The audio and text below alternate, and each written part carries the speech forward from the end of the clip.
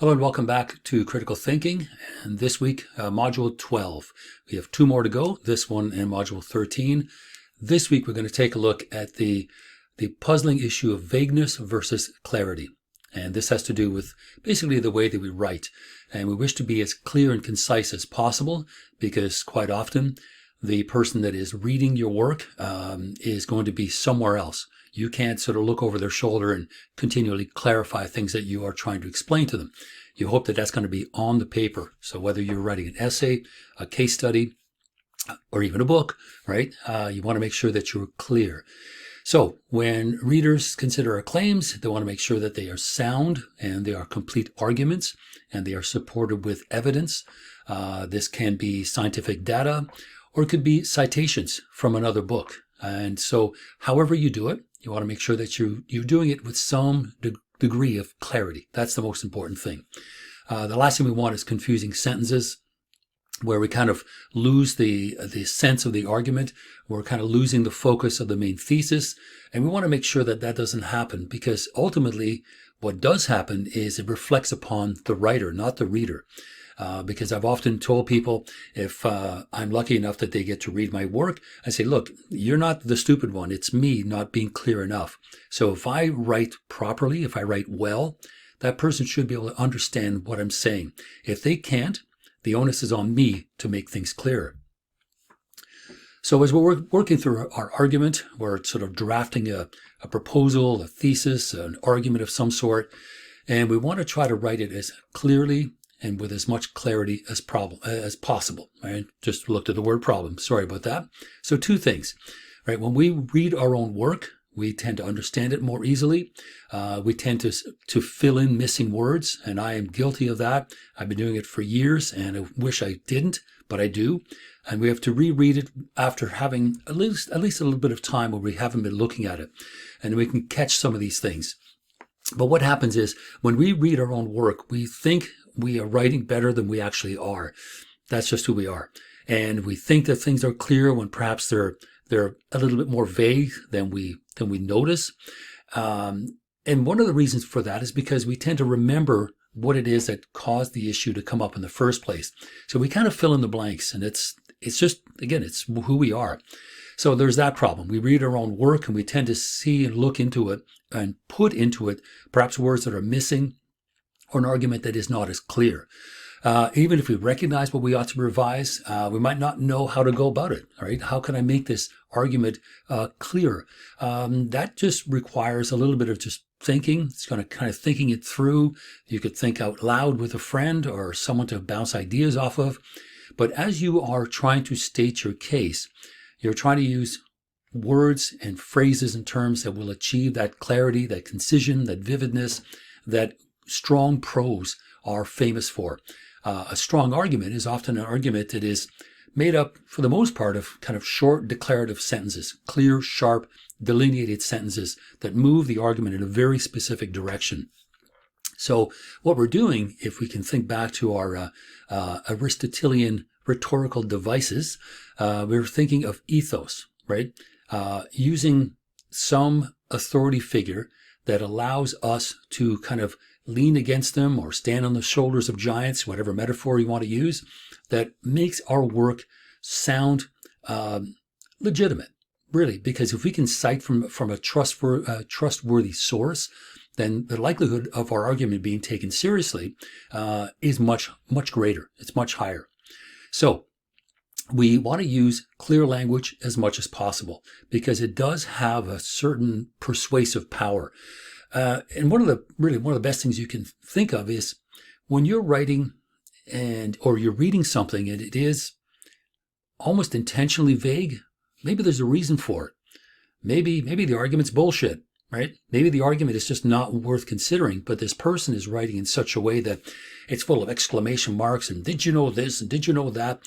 But really when you look at it carefully, the argument really isn't there. They keep hinting at it.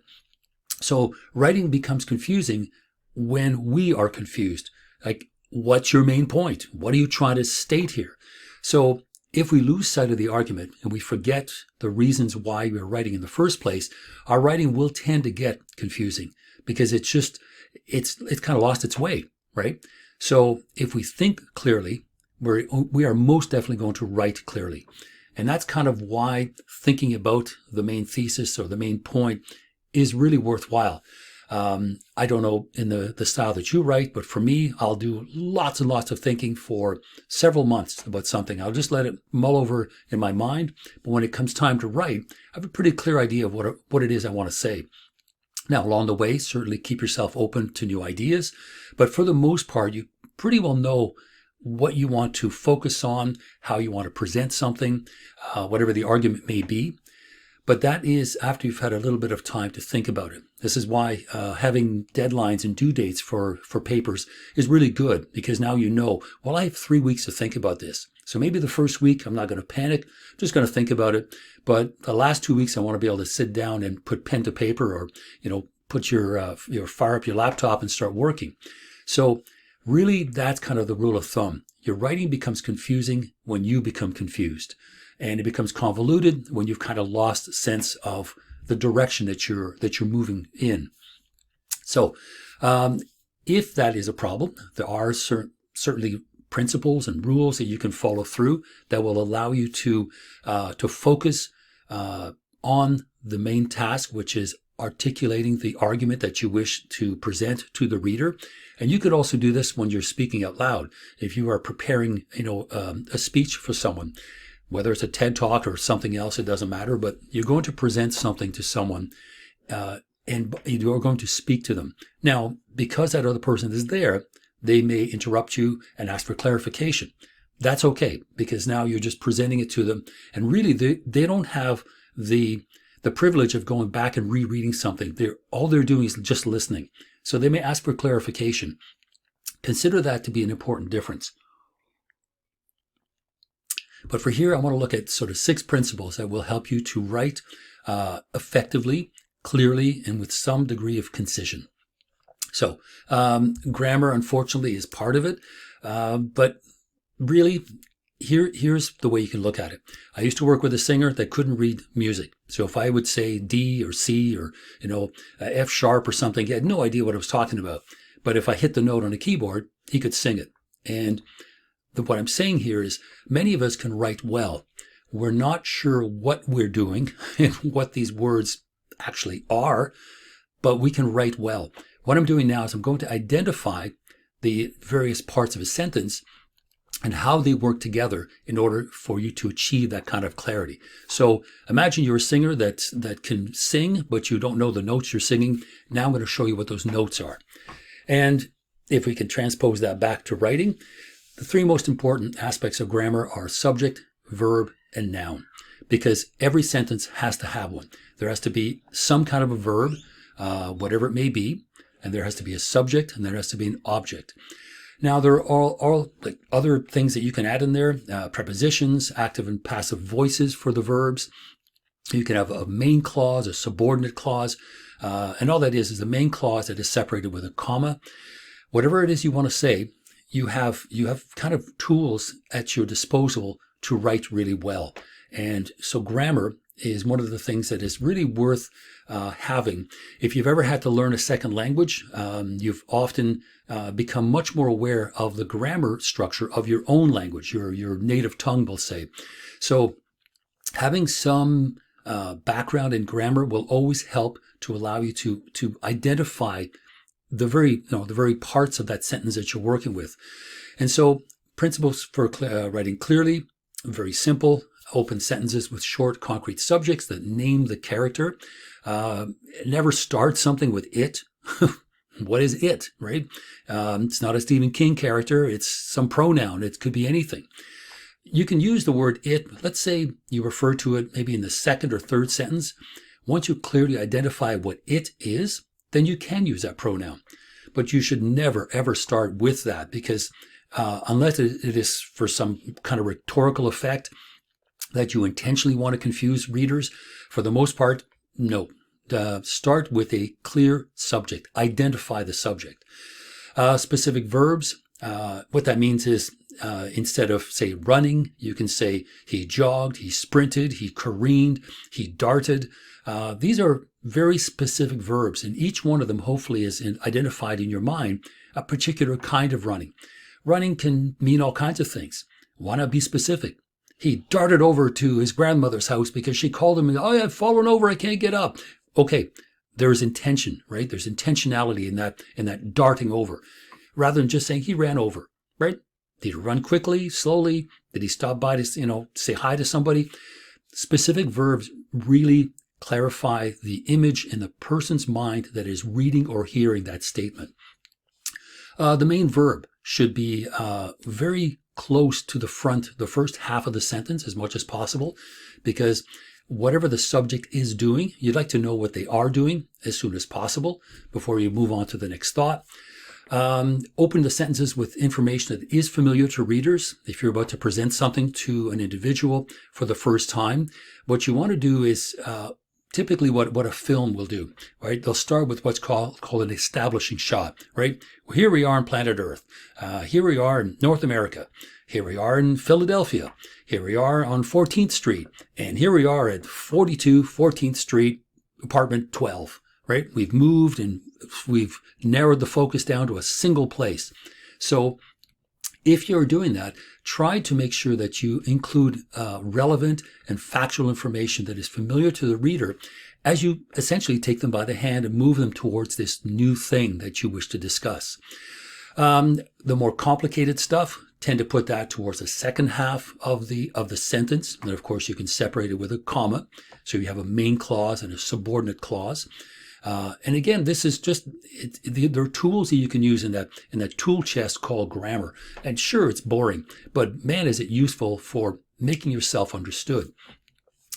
Begin sentences constituting a passage with a consistent topic or subject.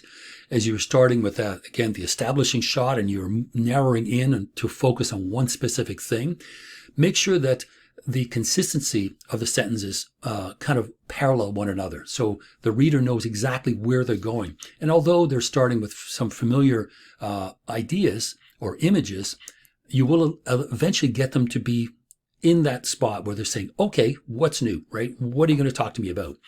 Now, as you're doing this, you want to be concise. You don't want to be sprawling. You don't want to have 5 establishing shots, right? You want 1. That's all you want to do. Parallel structures are a really good way to set up your statements so that they seem to parallel each other to the degree where they almost look the same. You can use not only that, but this. On the one hand, on the other hand. These are parallel structures that are very, very useful in setting up either contrasts or comparisons. Any of these kinds of things are very useful to the writer, first of all, to construct the argument, and secondly, for the reader to follow along. So, write to others as you would have others write to you, which is very, very helpful. I imagine when I'm writing something that I have someone kind of sitting across the table from me, asking me, well, how come? Well, why? Why is this? Why is that? That's a good thing, because you're going to write the answer built into the statement. You're anticipating someone asking you that question, so you build into your statements the potential question and, of course, the answer. Sometimes if I'm writing, in fact, I did several times with this book project, I actually wrote the question out. Well, what would this mean? Why would we be looking at it this way? And I literally wrote it out as a question, and then I answer the question right after, because I'm thinking to myself that if I were reading this and I didn't know a whole lot about these people, that question would probably pop into my mind as well. All right. Why was this important? Why did this happen at this time? What was going on to cause them to change their minds, etc. Sometimes that's not a bad thing, because it is very clear to the reader that they're not lost. This question would have naturally come up because you've just made a statement that connects a series of other statements together into kind of, a general thesis. And there's nothing wrong with literally writing out that question, because the reader is likely going to be asking themselves the same thing. So you're there together working through this material. Now, clearly you've already done it because you've written it, but you're working through this material so that that person is not going to get lost, right? That's not what you want to do. So, as you can imagine, readers understand sentences more clearly when they see that subject and verb agreement. They make sense, and they're not confused as to, okay, the action verb was done by who, because there seemed to be two subjects in it. Another kind of parallel structure, just thought of it now, is if you have, for example, two individuals or two subjects that are mentioned in the first half of the statement. Well, if you want to refer to something that he or she did in the second half, there's nothing wrong with saying the former or the latter. So when the person reads it, they're going to say, oh, okay, so he mentions these two, let's say these two thinkers or these two philosophers or whoever they are, say, comma, but he was unable to do the following. And if you go, well, which one? Who's he? You're talking about two guys. Which one? Well, that's where you anticipate that question and say the latter, the former. It would be kind of clunky to repeat the person's name again, but you can identify very clearly because you know there is the possibility that that person may not know who it is that they're talking about. So you can identify them. So anticipate those kinds of issues and address them. And that's what good writing is all about. Short, concrete subjects that name the main character, call them by name. You may sort of say, Swiss writer Karl Frank. Okay, well, we find out he's Swiss, he's a writer, and we have his first and last name. Okay, that's pretty clear. There might be 4 words, but it is very clear because after that, you simply have to remind the reader of the person's last name. Frank said this and Frank said that, and on we go. But we want to make sure that it is clear to the reader that the subject is not some amorphous blob. We're not really sure he might be this or that, or she may be whatever. Make it clear and consistent. So use a subject to name your main characters, especially the first time around. Do not just say he or she, because that will render the whole statement rather confusing.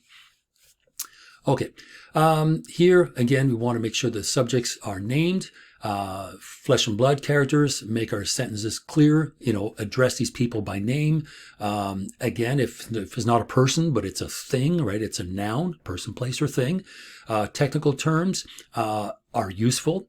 And again, here we have the situation where if the technical term is not a common one or is very new, you can either describe it and define it right there in the body paragraphs or provide a footnote or an endnote right after that technical term, and there you can explain it in greater detail.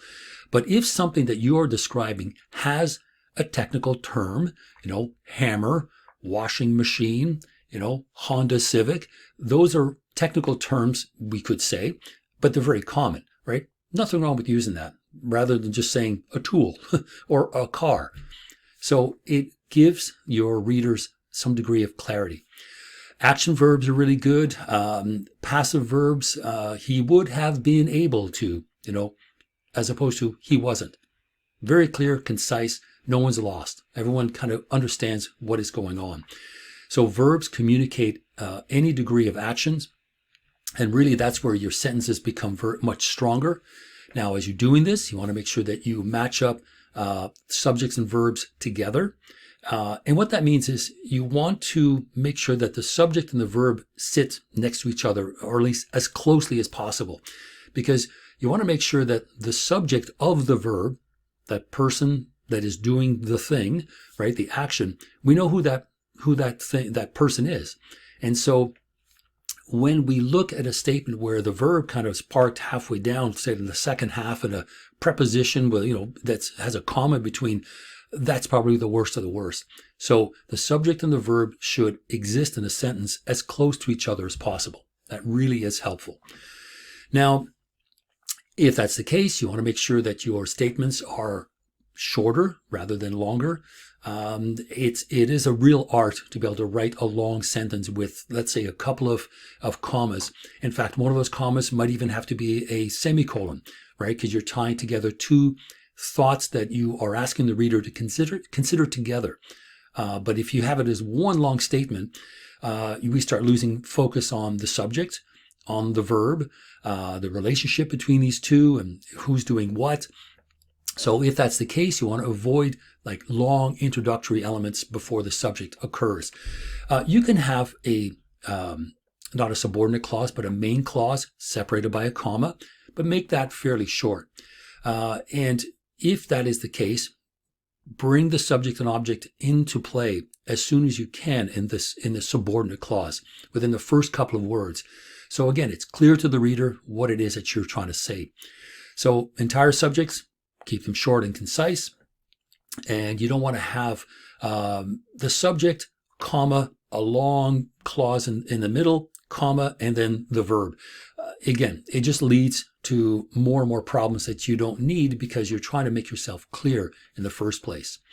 So how do you fix that? By doing a fair amount of reading. I know a lot of people are not huge fans of reading, but if you are serious about writing and making yourself understood, you start to pick up on stylistic things that individuals do that allow them to write more effectively. So we can read more easily if we can deal with information that is simple, familiar, and we can certainly move on to more complex ideas. But again, it's good to be led by the hand, right, as we move towards this new field.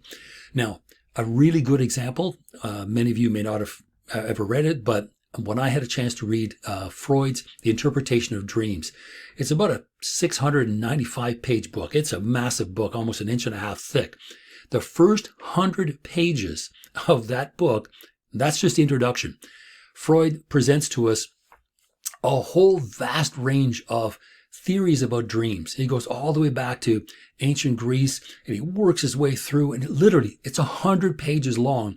But by the time you're done that introduction, he kind of reaches out his hand to you and say, here, I'm now going to present to you some ideas that are perhaps a little bit clearer. Well, of course, you reach out for that hand. And to me, it's been one of the most effective ways to start a book about, at that time, right, in 1900, was a brand new field. Psychoanalysis was just in its infancy. So imagine reading this book for the first time when it first came out in the original German. And the first 100 pages are just overwhelmingly confusing. But it was a strategy that Freud adopted in order to say, look, I have the answers. I have ideas about dreams that I think are going to clear things up, right? I'm going to look at it from a psychoanalytic point of view. So yes, the first 100 pages, if some people, slog through it because it was at times difficult to follow the thread, but it was intentional. Freud did make things confusing for us so that by the time we heard his voice of sanity at the very end of the 100 pages, we wanted to hear him. We wanted to listen to him because he was going to present to us what was at that time brand new ideas. So a really interesting strategy that I've never seen in any other book, popular book, done in such a way that it was a welcome relief. So you say, okay, all right, so we're going to start chapter 1. Because again, this was brand new stuff. And really, he's got to kind of clear the deck, right? So he clears the deck and shoves everything out of the way. And it finally says, listen to me. Here's what I have. So that's not an example I want to give you to every case study you're going to do this. Don't. It's just a really good example of someone that was intentionally confusing the reader so that their ideas, by comparison, would be much clearer and more concise and hopefully start to make sense. So when we present a complex idea, we want to start with something clear and familiar and move towards a more complex thing. Because for us, it is a strategy that we can kind of sort of gingerly step forward and closer to this new idea without feeling like we're lost. Now, as we're doing this, you want to make sure that you maintain consistency with the subjects, that you're not kind of bouncing around all over the place and somehow all of a sudden the subject seems to be behaving differently or the reader is now reading about new things that concern the subject that were never addressed anywhere else. So what happens is the whole passage starts to sound kind of disjointed and disorganized and unfocused. And when you do a second or third run through, hopefully you're going to catch that. And again, imagine that reader or that listener on the other side of the table going, well, hold on, you never talked about that before. Why is this happening? Oh, okay. So now I've got to go back and go, okay, I need to introduce this idea before we go any further. So we want to make sure that we strive for consistency with the subjects. We don't want to randomly start moving things around. We need to keep it consistent. And if, of course, subjects will develop, but we need to make sure that the reader is kind of in on it as we journey through this case study, this essay, this book, so that they're not lost, because that's really the last thing you want to do. So we can help readers building their understanding by beginning, at the front of the sentence, the first half, whether it's a main clause or a full sentence. Present that clear information first and move sort of inexorably towards more complicated stuff. And if you do that, you're going to have a better chance of achieving clarity in the reader's mind as they are sort of following your ideas. So really what we're talking about now is just clear and consistent writing. So clear writing is very worthwhile. Some people can do it very, very well. I'm not trying to brag. I can read just enough Italian. I used to be able to do it better before when I was in school, but I've lost a lot of it. But at the time when I could read fairly well, there was one Italian writer, Umberto Eco, who was a very consistent and clear writer that could write about complicated things, but in very clear language. He was remarkable. He would write about semiotics, he would write about politics, all kinds of things. And yet I could read him in the original language because he used simple words. Now, does that make him a simpleton? No. That makes him somewhat of a genius. Why? Because he was able to distill a complicated idea down to everyday language. Now, why did he do this?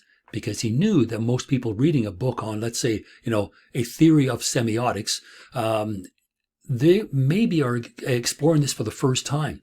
So why not use clear, concise, simple, familiar language to think through these ideas, which, if you want to go down the rabbit hole of semiotics, can get pretty complicated at times. But he presents it in this clear, concise, familiar language. There's no jargon. There's no footnotes explaining this word and that word. An absolute gift this gentleman had in writing clearly about complicated matters. That's something that a lot of writers cannot do when they try to explain something and the subject is complicated. They present it to you in a most complicated fashion. And that's like a CD-ROM, right? You just read-only memory. They just spew back whatever it is that they read. Some writers and some thinkers can work through that material and distill it and simplify it and clarify it. Because as you simplify it, you're not dumbing it down necessarily. You're clarifying it. There's nothing wrong with that. So as your reader is working through your material, they're going to judge these sentences to be clear. When they are short, they're specific. They're followed by verbs that are expressing actions. And all of these things are simply, the tools that you're going to use to clarify your language, to clarify your statements, and of course, clarify your argument, right? Because that's really one of the reasons why you're writing. You can also sharpen up your sentences in order for us to better see, or in this case, to better imagine what the words are referring to, and that is important. Now imagine, and I don't know if you've ever had to write a philosophy paper, for example, on, let's say, metaphysics, which is not even about a thing, right? It's ideas about things. Wow. Okay, that's going to be a pretty tough slog. So there, you want to make sure that your language is absolutely precise, because you're discussing things that technically don't exist in the real world. You are commenting about, let's say, reality, or you're commenting about religious matters, right? This would be metaphysical matters. So there's no referent in the sense of, I'm going to talk about a rock, I'm going to talk about a tree or whatever. No, I'm going to talk about all these abstract ideas. That requires a real skill in making sure that the reader is able to follow through this argument about something that is already abstract. You don't want to make it more, or you want to make it less abstract. You want to make it sharp. You want to bring it into relief, bring it into focus with your words. And if you can do that, the chances are the argument is going to really be consistent and solid, and people will buy into it. So you can express your ideas in fewer words, of course, the correct amount of words, but fewer words, concise, precise words. And especially words that allow the reader to see or to imagine what these words are referring to. And that's really ultimately the gift of a good writer, right? They really fire up your imagination. I mean, good fiction writers are excellent at that, in conjuring up, uniquely vivid worlds that don't exist anywhere else except on the pages of their book. So if you are working through this information and you want to kind of, pare down sort of the verbiage, what you want to do is kind of identify words that matter and words that can be kind of trimmed, that can be made more concise. And sometimes you can even change the verb tense of a sentence to, let's say, from the past to the present, and you use what's called the infinitive. So instead of, running, ing, you just write to run.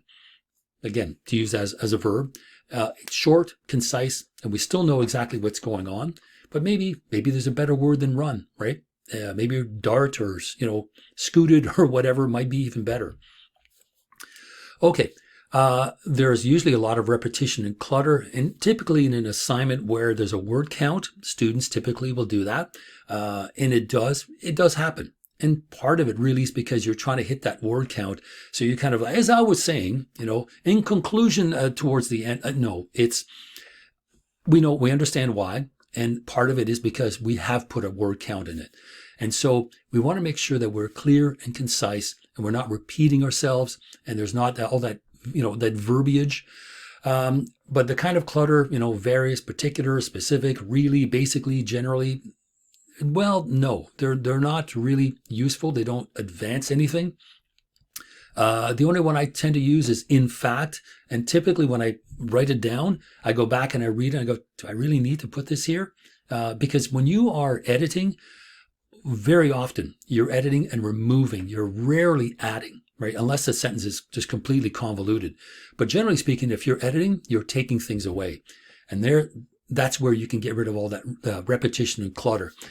But even other statements, and we see them all the time. We hope and trust, any and all, true and accurate, each and every.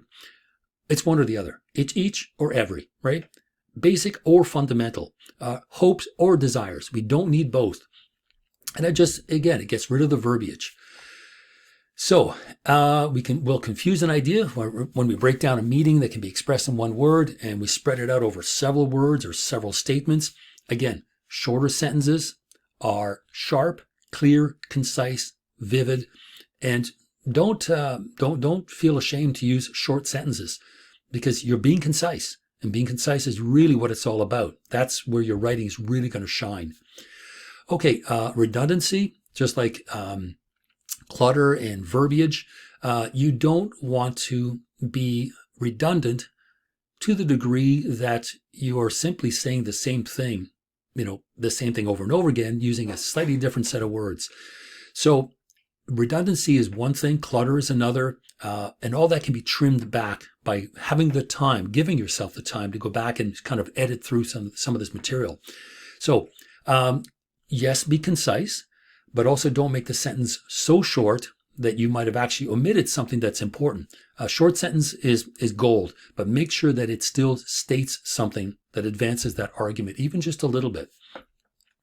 So if that's the case, you want to also achieve the right tone in your writing, because when you are typically handing in a case study report or an essay, the instructors will always say, don't use contractions. It is rather than, it is not rather than isn't. You want to make sure that you are objective and dispassionate.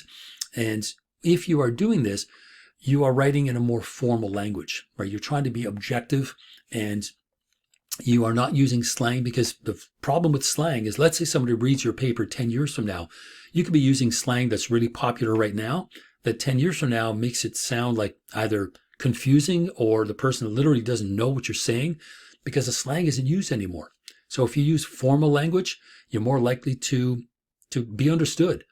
So you want to be neutral. You want to be able to sort of be dispassionate, because especially if you're presenting two sides of an argument, you don't want to, in presenting the other side, constantly be shooting it down, right? Pushing those emotional buttons, using pathos to present the opposing viewpoint and ethos and logos to present your own. You don't want to do that, because that's being unethical. You want to present both sides to a degree of neutrality that the reader will be able to see that, okay, these are the main points of both sides of this argument. And it could be about anything. It doesn't matter. This is kind of what you had to go through with the ethics course, where I said, do present both sides. And the better essays were the ones that did it in a very neutral and formal kind of sense. Here are the main points. So over and above that is also staying away from slang, staying away from, sort of common words when there may be a specific or a scientific word. If the subject is called something, then call it so, rather than, a thingamajig or contraption. Literally, that could be anything. So you don't want to be doing that. So the quality that we're trying to achieve here is that balance between abstract and concrete. And this is something where if you look at the diagram here, right, if you are concrete, you could talk about the apple, that the Braeburn had for breakfast. A specific apple, not just any, this apple. Okay, so a Braeburn apple is a particular kind of apple. And so we talk about the one that I had for breakfast. Well, these are a kind of apple, and it is an apple in general. It's a fruit. And ultimately, you find it in the produce section of a store.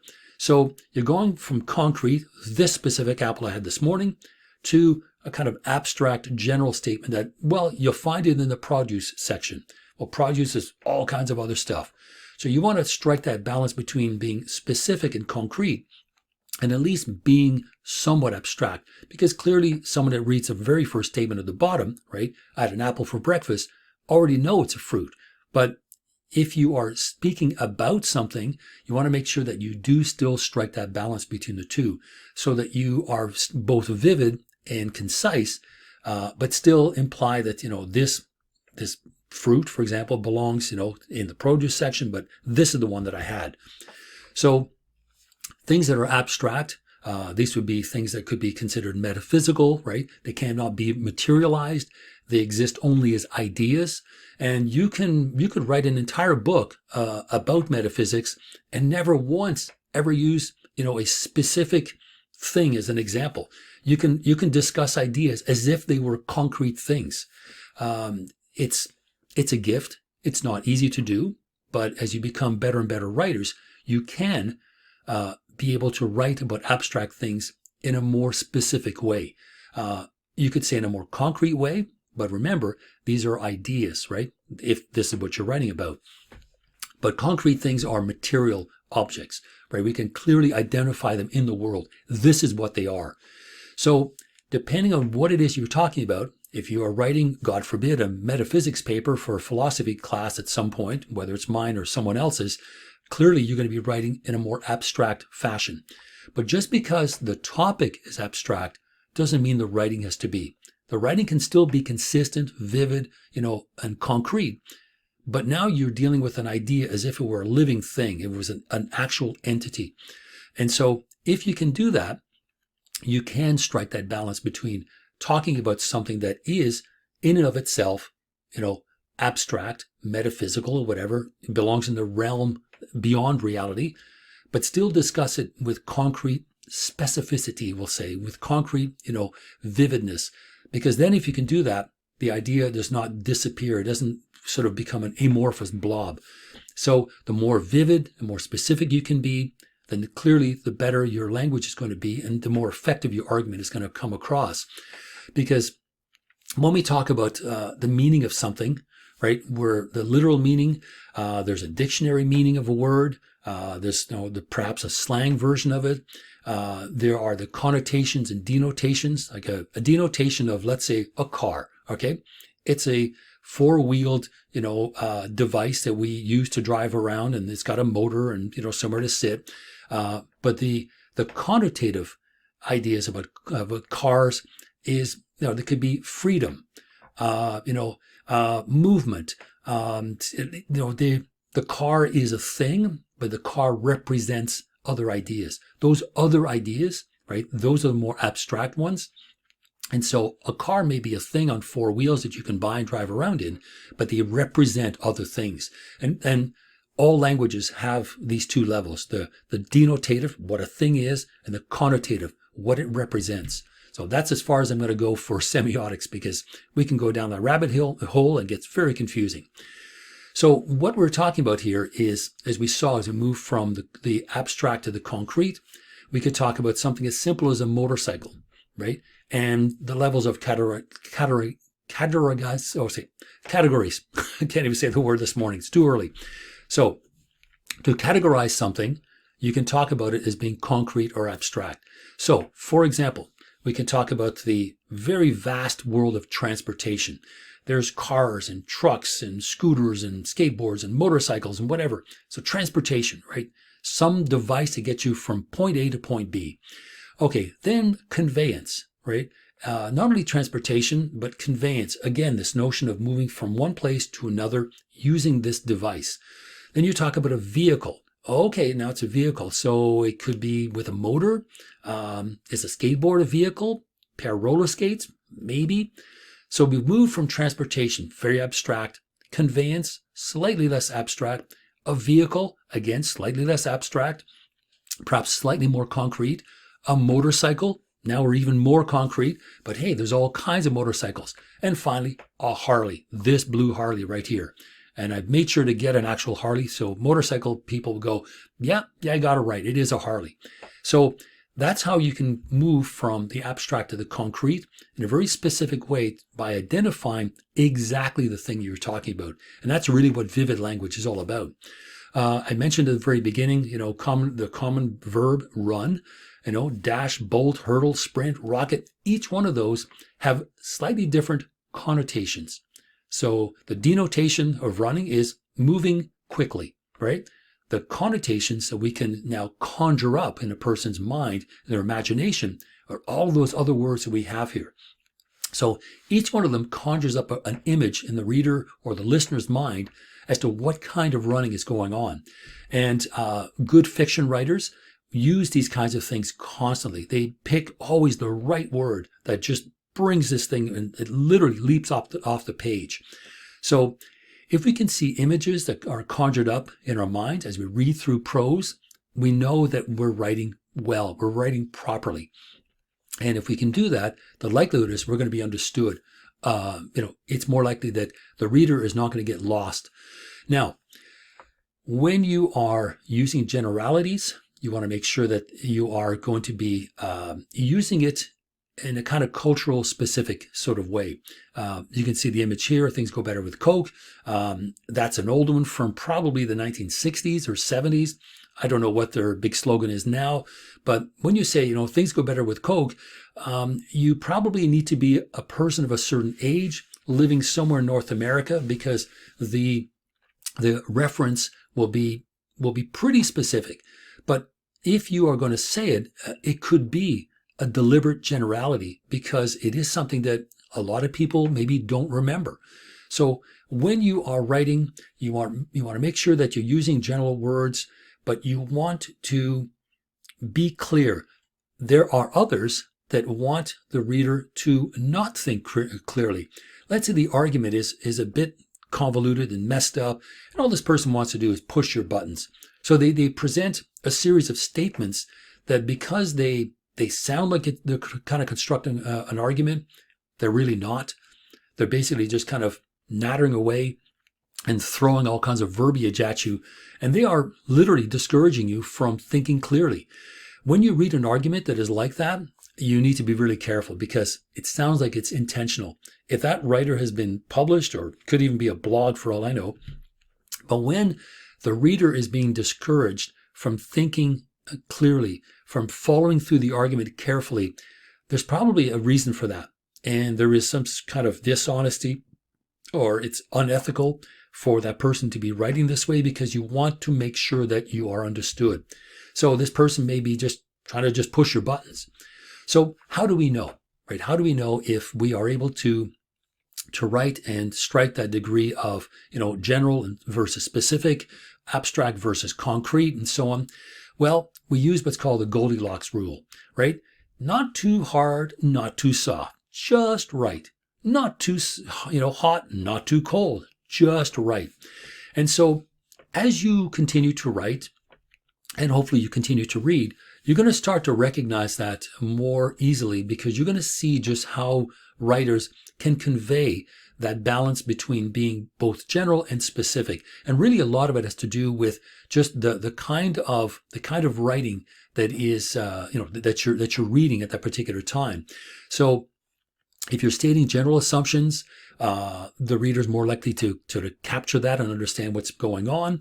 And if you express complicated ideas using general language, that's not a bad thing, because that's really how people learn. Because if you're presenting something for the first time, you can't be so technical and so in-depth that you're going to lose the person. So hard thinking is what you really have to do. Arguments are worth making, so you want to think about the language you're going to use to present that valuable and important argument that you wish to present to someone. And the clearer you are with your language, then the stronger of an effect that argument will have on people. So that's essentially it. That's the class on vagueness versus clarity.